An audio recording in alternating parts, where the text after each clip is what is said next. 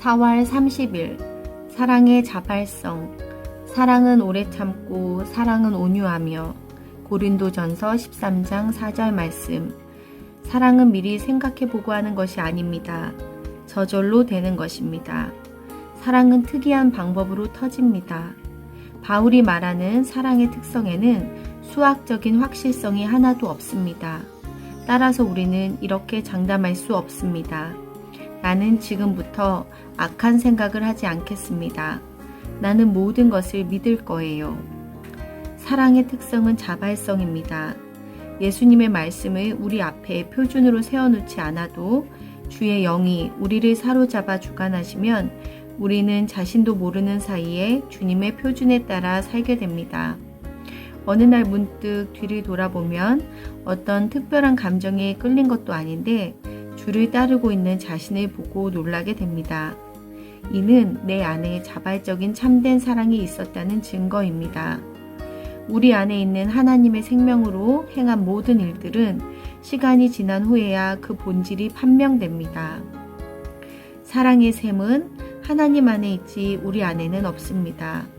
따라서 자연적인 인간의 마음에서 하나님의 사랑을 찾으려고 하는 것은 터무니없는 생각입니다. 오직 성령에 의해 하나님의 사랑이 우리 마음 안에 넓게 부어질 때 비로소 그 사랑이 우리 마음속에 있게 됩니다. 만일 우리가 얼마나 하나님을 사랑하는지를 주께 증거하려고 노력한다면 이는 오히려 우리가 하나님을 사랑하지 않는다는 분명한 증거가 될 것입니다. 그 이유는 저절로 우러나는 사랑이야말로 주를 향한 참된 사랑이기 때문입니다. 그 사랑은 자연스럽게 흘러나옵니다. 뒤돌아보면 우리가 어떤 일들을 행한 이유를 설명할 수 없습니다. 우리도 모르는 사이에 우리 안에 있는 주님의 사랑이 자연스럽게 흘러나온 것이기 때문입니다. 하나님의 생명은 이같이 저절로 드러납니다. 그 이유는 사랑의 셈이 성령 안에 있기 때문입니다. 로마서 5장 5절 말씀. 5월 1일 신앙의 표준. 이는 우리가 믿음으로 행하고 보는 것으로 행하지 아니함이로다. 고린도 후서 5장 7절 말씀. 한동안 우리는 하나님의 보살핌을 의식하며 삽니다. 그러다가 하나님께서 우리를 주의 사역을 위해 사용하려고 하시면 우리는 슬픈 기색을 띠고 고난과 역경에 대해 말합니다. 주의 사역을 하게 되면 하나님은 언제나 우리로 하여금 눈에 띄지 않게 하십니다. 그러나 우리는 할 수만 있으면 영적으로 눈에 띄고 싶어 합니다. 하나님께서 하늘문을 닫으시고 놀라운 영감을 허락하지 않으실 때에도 당신은 일상적 의무를 성실히 수행할 수 있습니까? 어떤 사람들은 언제나 흘러넘치는 영감과 함께 금빛 후광을 띤 성자처럼 빛나기를 원합니다. 그래서 다른 성도들이 자신이 특별히 대해주기를 원합니다. 그러나 금태로 된 후광을 쓰기를 원하는 성도들은 이 땅에서 아무 쓸모가 없습니다. 그러한 성도들은 비정상적이며 일상적인 삶에 맞지 않습니다. 사실 하나님을 전혀 닮지 않았습니다. 우리는 이 땅에서 일을 해야 하는 평범한 사람들입니다. 미완성 천사가 아닙니다. 다만 위로부터 거듭났기에 이 땅의 모든 요란함을 이기고 거룩하게 설 수 있는 무한한 능력을 소유한 자들입니다. 만일 희귀한 영감의 순간들을 끊임없이 원한다면 이는 우리가 원하는 것이 하나님이 아니라는 증거입니다. 우리는 하나님께서 우리를 찾아오셔서 말씀하셨던 특별한 순간들에 집착합니다. 그래서 하나님께서 그 순간들을 끊임없이 재현하시기를 고집합니다. 그러나 하나님께서 우리에게 원하시는 것은 믿음으로 행하는 것입니다. 당신은 어떤 영감이나 갑작스러운 하나님의 손길이 없이 스스로 일어서야 합니다.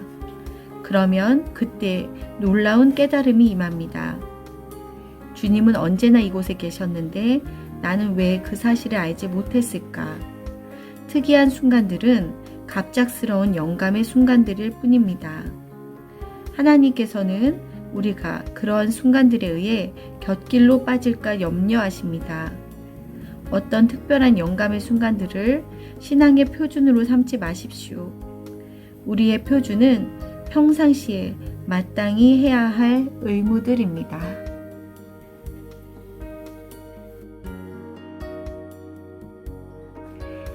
April 30th. The spontaneity of love.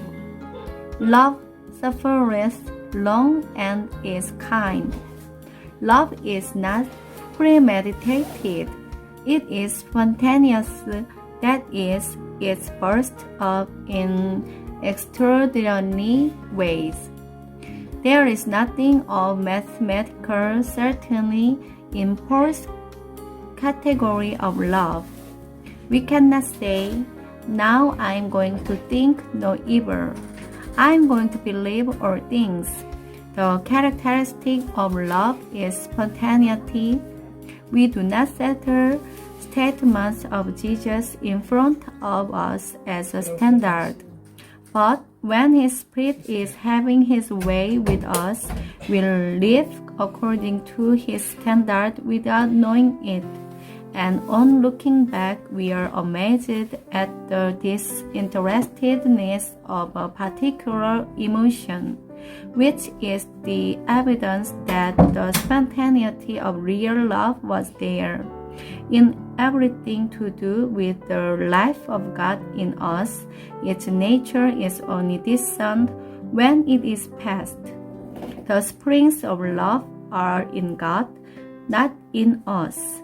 It is absurd to look for the love of God in our hearts naturally. It is only there when it has been shed abroad in our hearts by the Holy Spirit.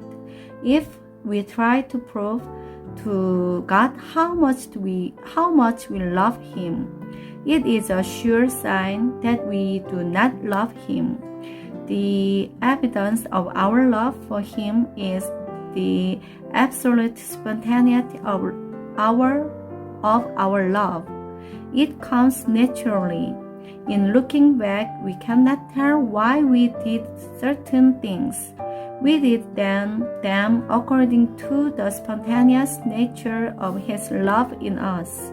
The life of God manifests itself in this spontaneous way because the springs of love are in the Holy Ghost. Romans 5:5.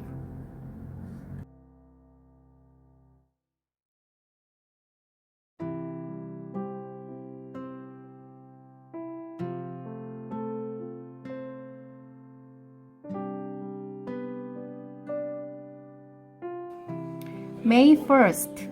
Insight, not emotion. I have to lead my life in faith without seeing Him.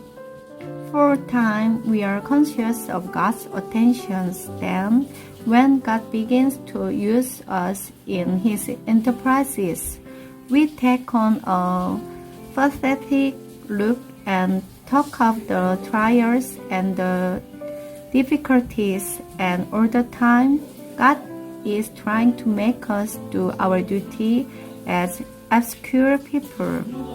None of us would be obscure spiritually if we could help it. Can we do our duty when God has shut up heaven? Some of us always want to be illuminated saints with golden halos and the flush of inspiration, and to have the sense of God dealing with us all the time. A guilt-edged saint is no good. He is abnormal, unfit for daily life, and altogether unlike God. We are here as men and women, not as half-fledged angels, to do the work of the world, and to do it with an infinitely greater power to stand the turmoil because we have been born from above.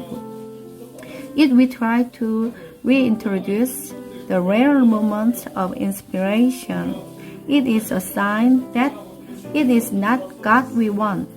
We are making a fetish of the moment when God did come and speak, and insisting that He must do it again. Whereas what God wants us to do is to work by faith. How many of us have laid ourselves by, as it were, and said, I cannot do any more until God appears to me. He never will, and without any inspiration, without any certain touch of God, we will have to get up. Then comes the surprise. Why He was there all the time, and I never knew it. Never live for the rare moments. They are surprised. God will give us touches of inspiration when He sees we are not in danger of being led away by them. We must never make our moments of inspiration our standard. Our standard is our duty.